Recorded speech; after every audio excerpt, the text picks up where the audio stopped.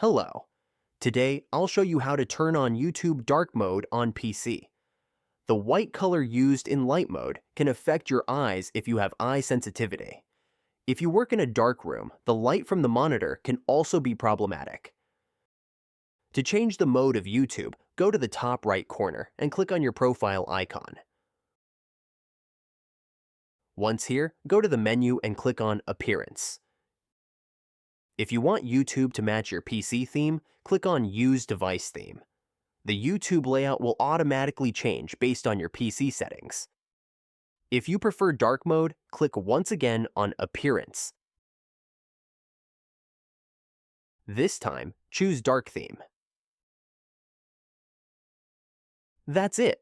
You've turned on YouTube dark mode on PC. If you change your workspace and need to go back to light mode, go back to the menu, click on Appearance again, then select Light Theme.